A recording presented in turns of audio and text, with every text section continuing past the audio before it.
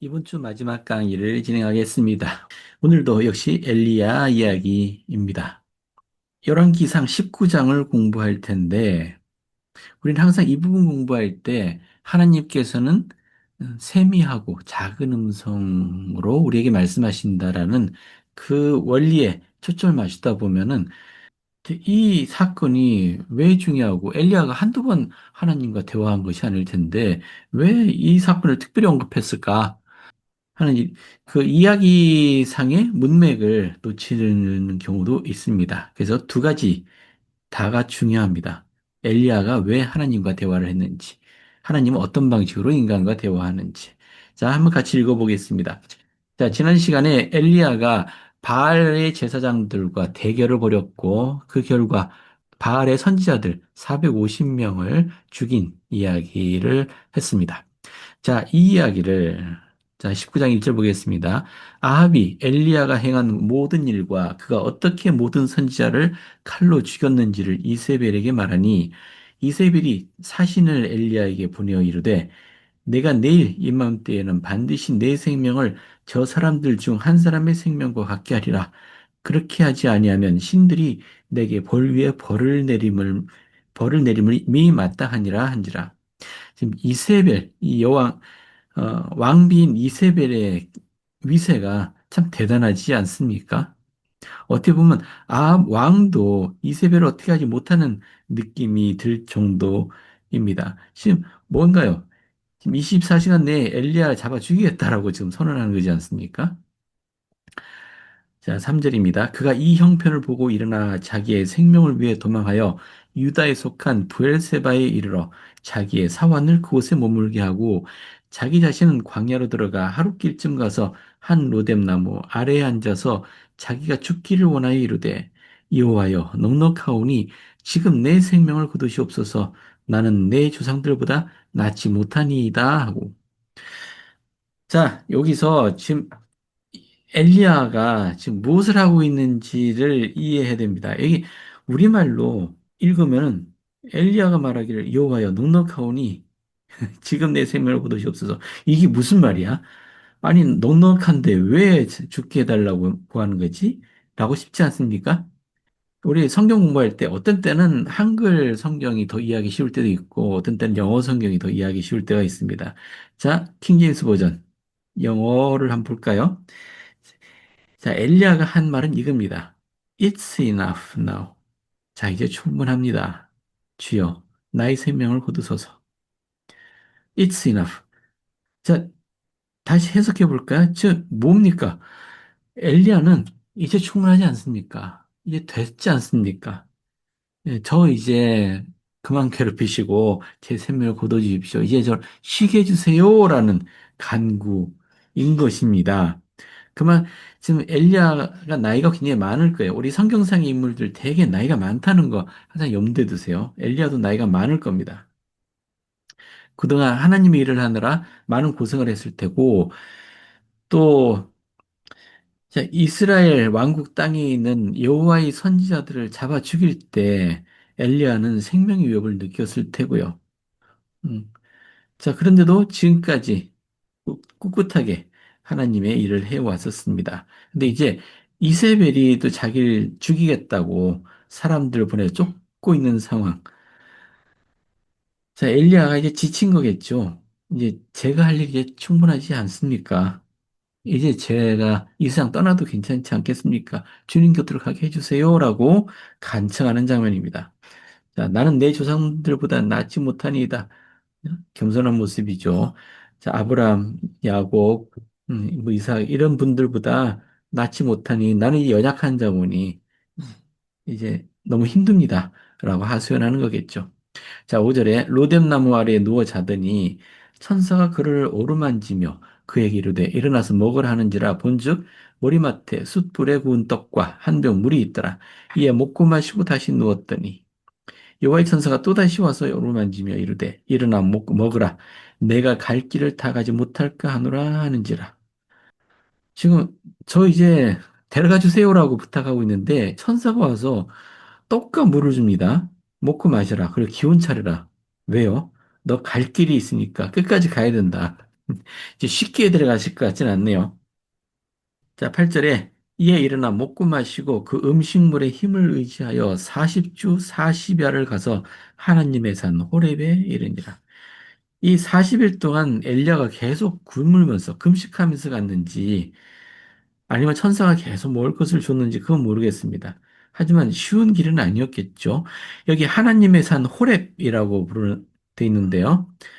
우리 모세서에 나오는 시내의 산과 같은 곳입니다.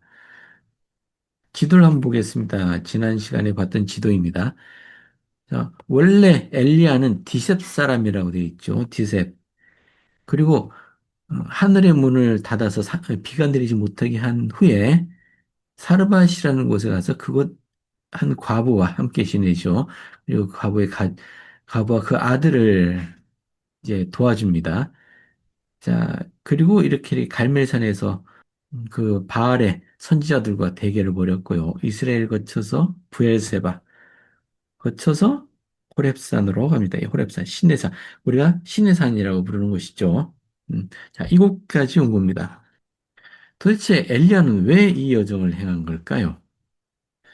자, 엘리야가 그곳 굴에 들어가 거기서 머물더니 여호와의 말씀이 그에게 임하여 이르시되 엘리야야 내가 어찌하여 여기 있느냐 그가 대답하되 내가 만군의 하나님 여호와께 열심히 유별하오니 이는 이스라엘 자손이 주의 언약을 버리고 주의 제단을 헐며 칼로 주의 선지자들을 죽였으며며 오직 나만 남았거늘 그들이 내 생명을 찾아 빼앗으려 하나이다.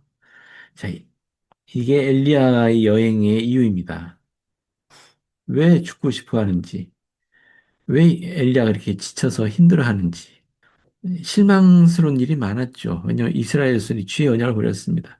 엘리야는 하나님의 선지자로서 많은 노력을 했지만은 그들의 마음을 돌이키는데 실패했다고 생각하는 것 같아요. 그들이 주의 제단을 헐며 칼로 주의 선지자들을 죽였다.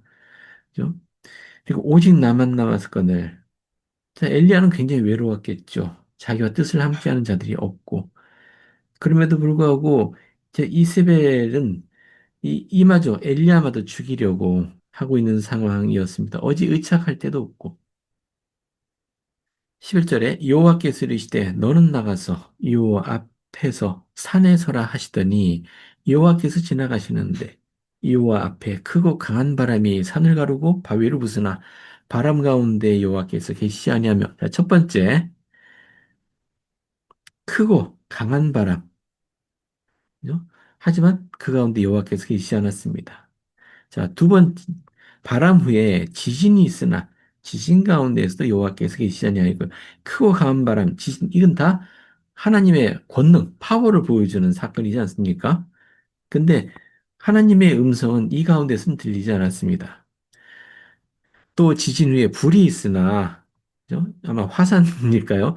불 가운데에도 여호와께서 계시지 아니하더니 불 후에 세미한 소리가 있는지라 엘리야가 듣고 자, 크고 강한 바람이 부나 지진이 있으나 불이 있으나 엘리야는 그 가운데 하나님이 계시지 않다는 걸 깨달았습니다.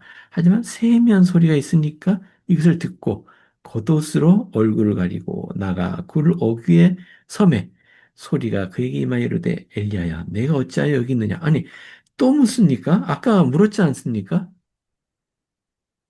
엘리야야 내가 어찌 여기 있느냐 근데 왜 또 물으시는 걸까요? 자, 우리 성경의 기록을 읽을 때 간과하기 쉬운 게, 자, 내가 왜 여기 있느냐라고 물으신 이 시점과 두 번째로 내가 왜 여기 있느냐라고 물으신 시점 사이에 시간의 간격이 얼마나 되는지는 우리가 알지 못합니다. 이게 몇 분인지, 몇 시간인지, 며칠인지, 몇 달인지, 몇 년인지, 이걸 알 수가 없어요. 이거 바위산 속에 엘리야가 얼마나 오래 머물 수 있는지 모르겠습니다. 뭐 아까 천사가 계속 몰고 갖다 줬을 수도 있고요. 아니면 계속 금식하고 있을 수도 있고요. 자, 엘리야의 이 여행의 목적이 무엇이었나요? 엘리야가 처음 여행을 시작한 이유가 뭐였나요? 이세벨이 엘리야를 죽이려 들지 않습니까? 그래서 피해서 도망가다가 그 사환은 브엘세바에 머물게 하고 자기 혼자 여행을 떠난 겁니다. 그러면서 엘리야는 이렇게 말해요. 자, 이제 충분하지 않습니까? 여호와여. 이제 내 세면을 거둬주십시오. 저로 하여금 안식을 누리도록 해주십시오라고 구하는 여행이지 않습니까? 즉, 주님께 계속 구하면서 여행하고 있고 아직 충분한 응답을 받지 못한 겁니다. 호렙 산에 이르러서도 여호와께서 한번 내가 왜 여기 있느냐 물으셨을 때 엘리야가 자기의 소망을 얘기했지 않습니까? 왜 있는지. 그런데도 아직 응답을 받지 못한 겁니다. 엘리야는 오랫동안 기도했을 테고요. 금식했을 테고 간절히 구했을 겁니다. 자신이 뭘 할 수 있는지. 자신이 이제 할 수 있는 일 다 한 것 같은데 나를 이제 데려가실지. 자, 응답을 구하고 있는데 온갖 가짜 음성들이 들린 거죠. 음성이라고 해야 될까요? 가짜 소리가 들린 거죠. 크고 강한 바람, 지진, 불. 이런 것들은 우리가 쉽게 속을 수 있는 거짓 메시지라고 할 수도 있겠네요. 비유적으로.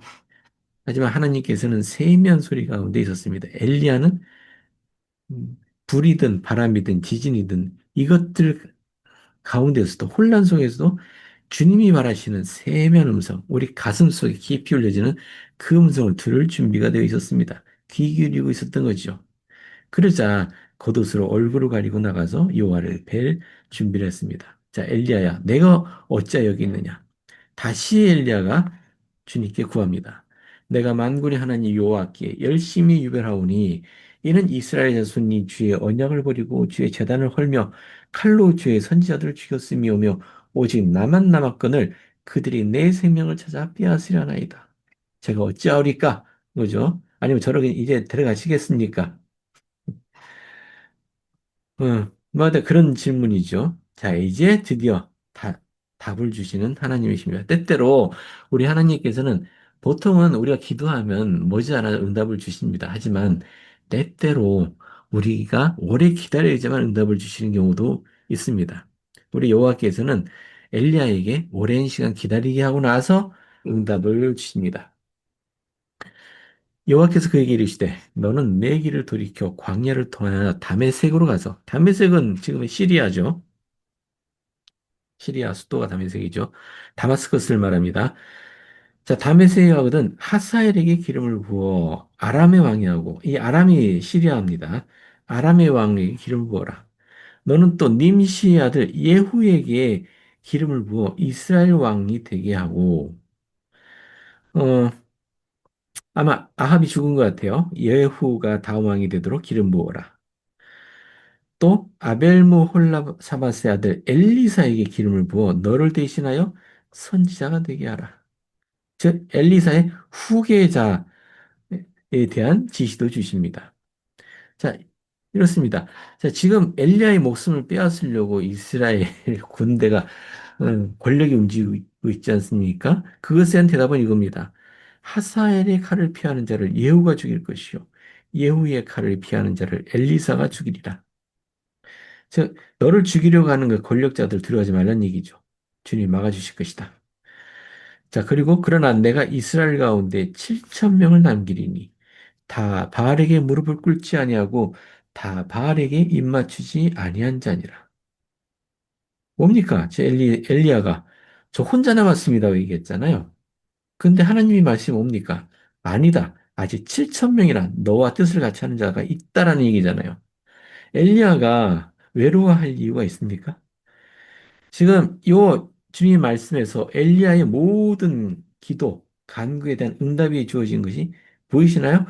엘리야를 죽이고자 하는 그들의 시도에 대해 무엇을 해야 되는지, 그죠?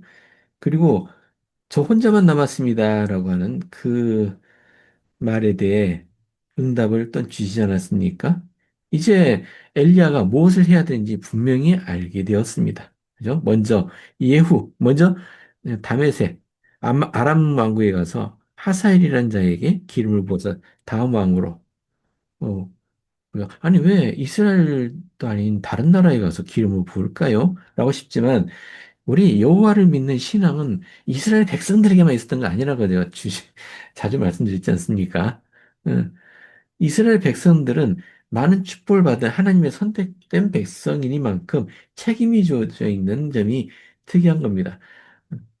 이 세상에 이스라엘 이외에 여호와를 믿는 사람이 없었던 것이 결코 아니다라는 거.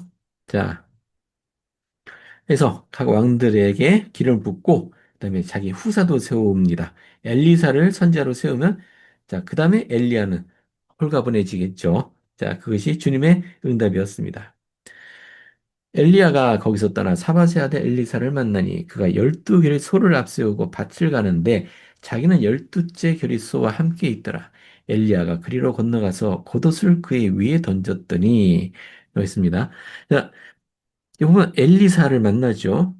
엘리사와의 첫 대면인데 여기 보면 12 결의 소라고 되어 있네요.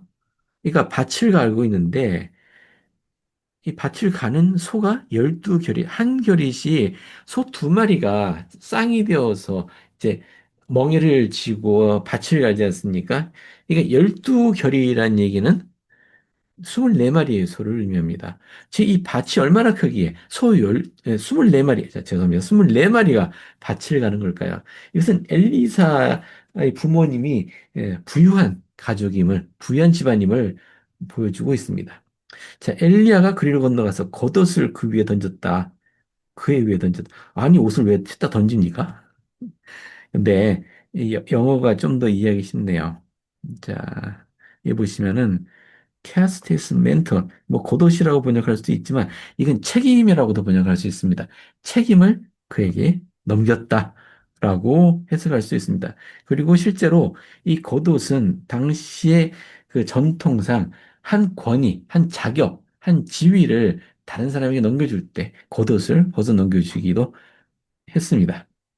자, 엘리야가 엘리사에게 자기 겉옷을 던져준 것은 자신의 뒤를 이은 선지자로 선택한 것을 의미합니다. 그냥 성경에 언급은 안 돼 있지만 엘리야가 엘리사를 처음 본 건 아닐지도 몰라요. 자, 왜냐면 엘리사도 나이가 꽤 들었을 테고요.